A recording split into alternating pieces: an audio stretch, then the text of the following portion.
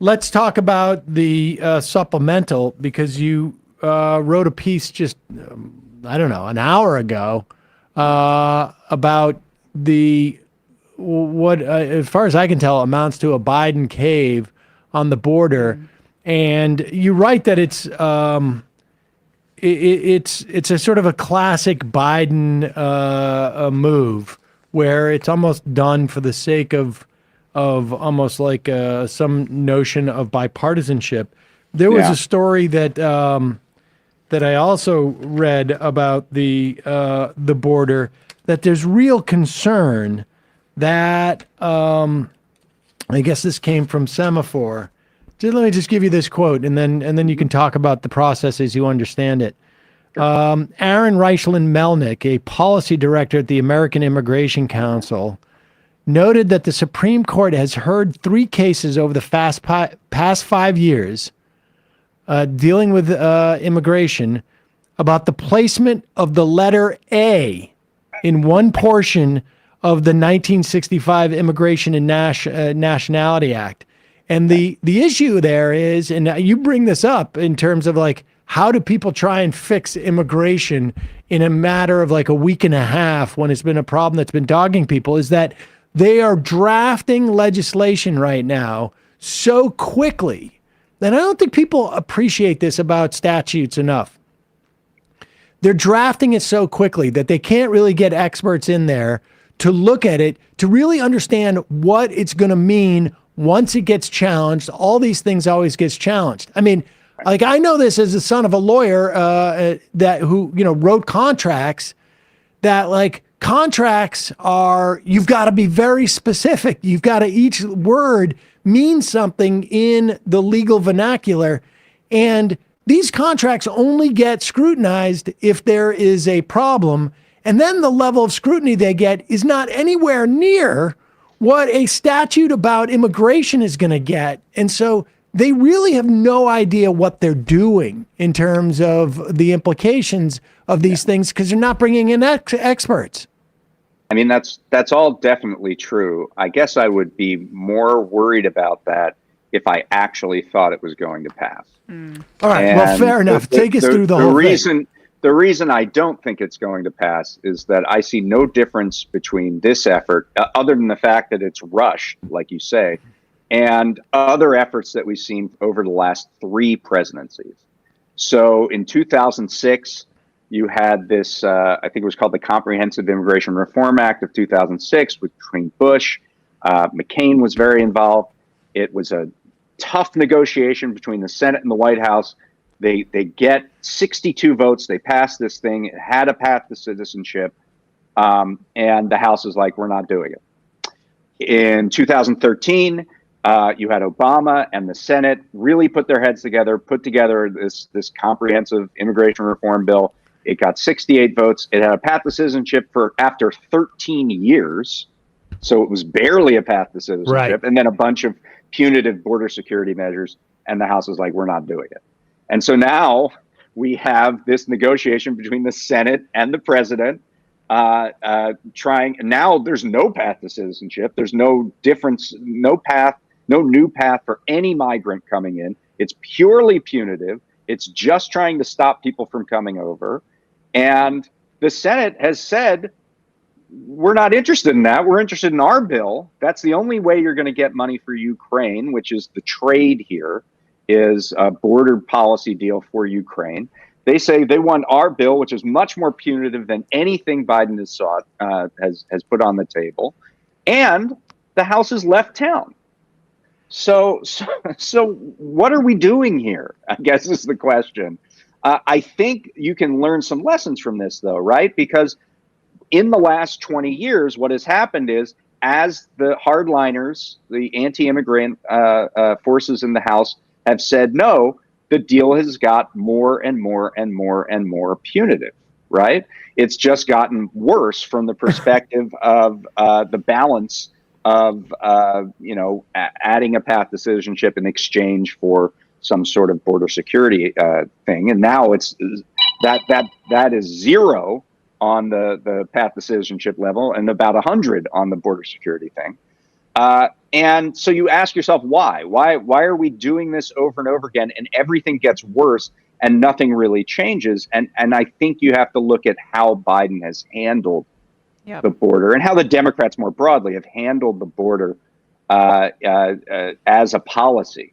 And they're always chasing the negative perception about him. I think in your article you mentioned that Biden it's seemingly concerned about the polling numbers showing him being too liberal on the border.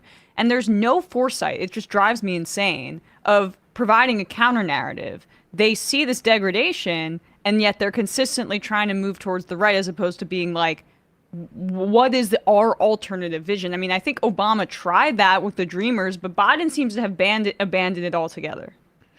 I think that's totally right. He has seen the border as a problem to be solved.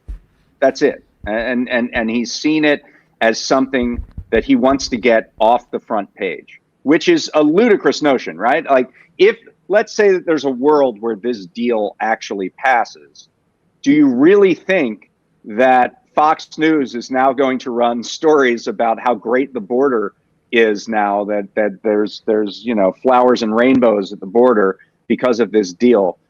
Obviously, they can spin any piece of footage into saying that we have a lawless and chaotic border to the rest of the people who don't live near one, right? So it's the idea that there is a common set of facts around immigration is what's driving this fanciful hope that you can take it off the table. You can't take it off the table, and moreover, it's very unclear, since the Biden administration has been restrictive at the border in a cascading way from the very beginning. They have tried to get people, they've tried to remove headlines by stopping people, making sure they get an appointment with an app that doesn't really work. Extending Title 42, doing the remain in Mexico. And did Fox News give him praise for that? No. Well, but not only that. I mean, in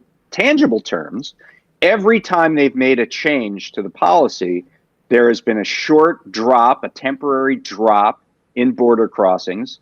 And then migrants figure out, well, some people are getting through, so I should go. And it's better than the life that I'm consigned to in my home country. And so I'm going to go. And then the crossings surge again. This is more of a global displacement problem because of climate change, because of authoritarianism, because of violence in the home countries.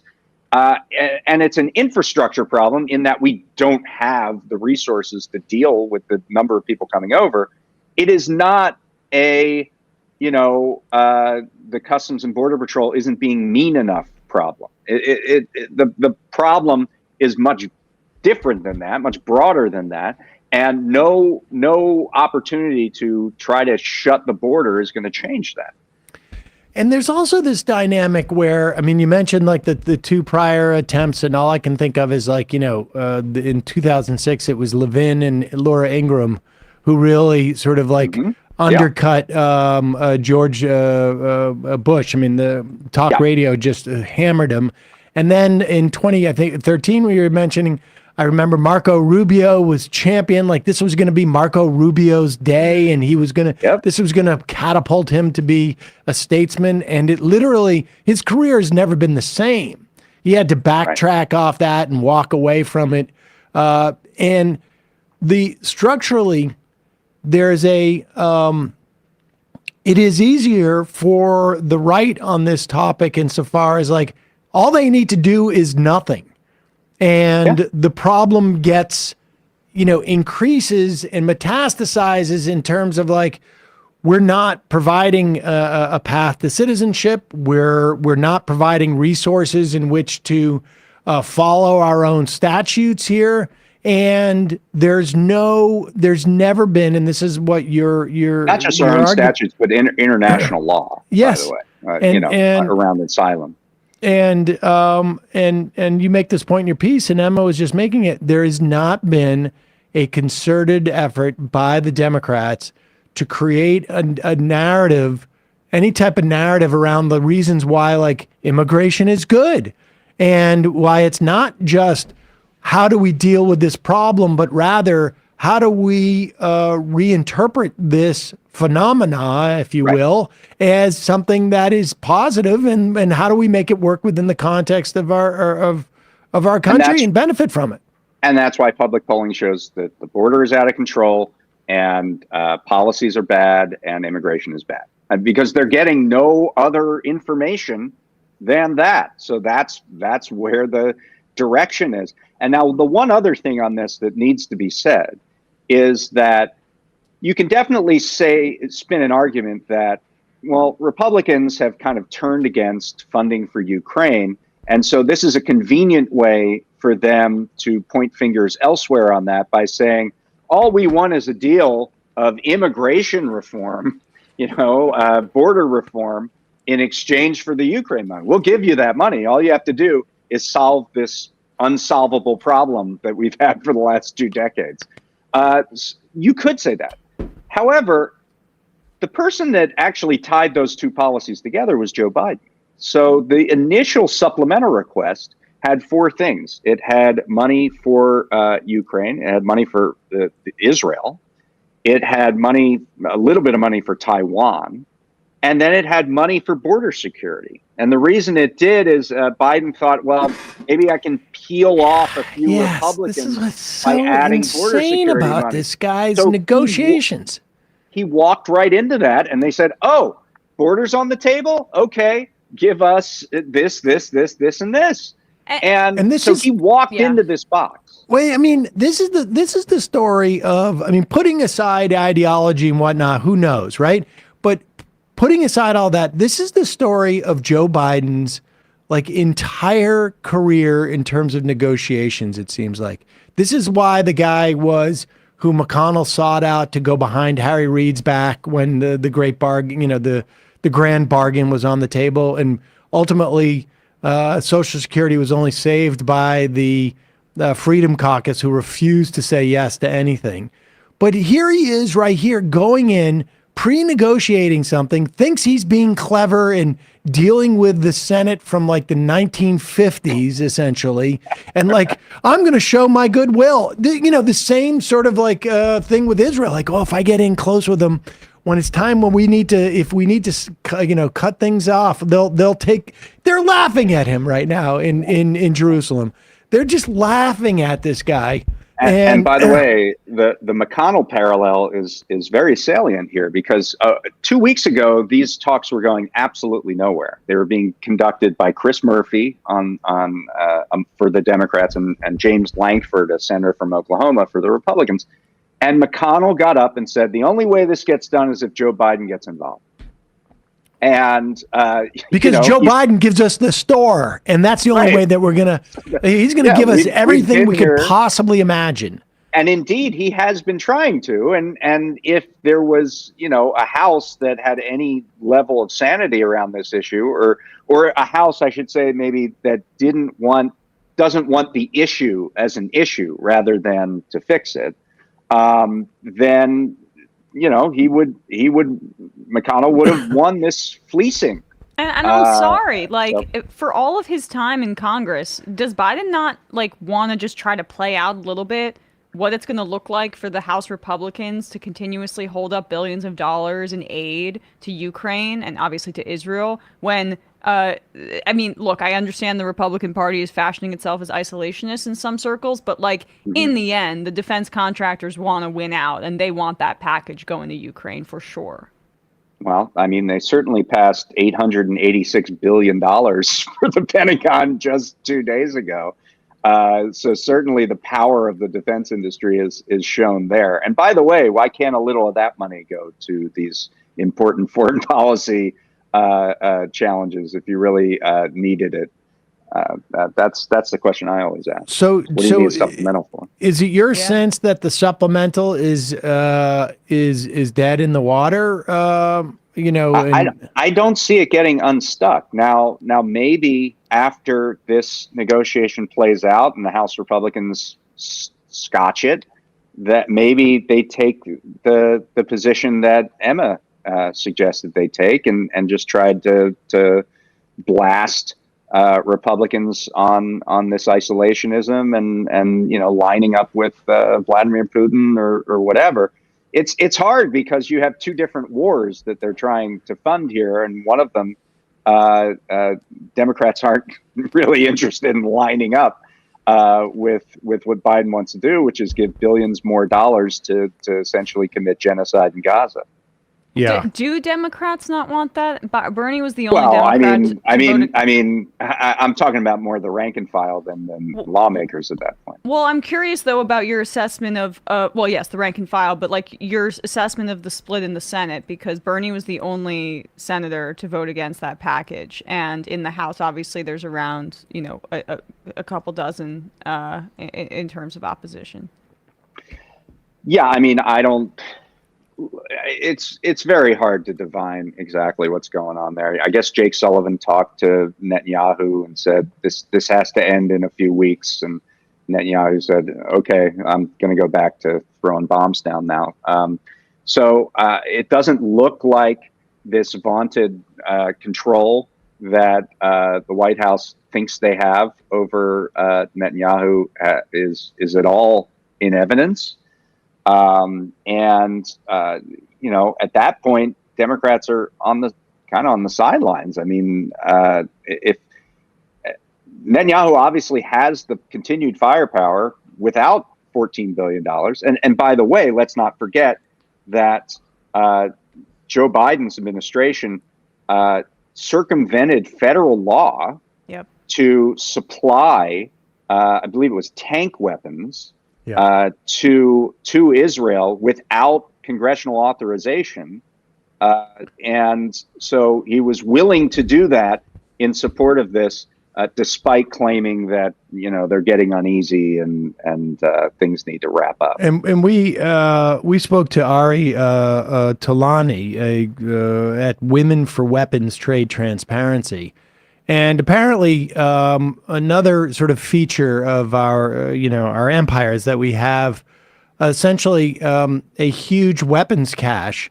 We have them in different places around the globe. One of them happens to be in Israel, and it's almost like it's sort of they have like you take the cart around the warehouse and pull what you want, and we'll put it on your tab type of situation. $4 billion worth of weaponry stored there, and Israel has a carte blanche to go in and take what they need. And so more broadly, you think about that in the context of arguing about a supplemental amount of money to fund. It's a supplement to the operations. Supplements is really what it is. I mean, I think it's, more broadly, I think it's a way to hook in Congress onto a policy that otherwise the White House can do themselves. I mean, it is maddening to me that we are giving almost $1 trillion to the Pentagon, and then we need more. And so you're suggesting that the supplemental acts not just as like the material benefits, but it is a sort of like a political commitment that they're making that forces them into that, and it's just sort of like put in that context of it being like an existential vote as opposed to a one that sort of says we're behind this policy. I think that's true, and I mean, Pentagon accounting, who even knows what people have and where, but I do think there's an element of that to it, and so it's not that I'm skeptical that in the absence of a supplemental, Ukraine really might have a dwindling supply of ammunition. I mean, that could be true, but at the same time, federal law was circumvented to give Israel what they needed. Right. So, where are we?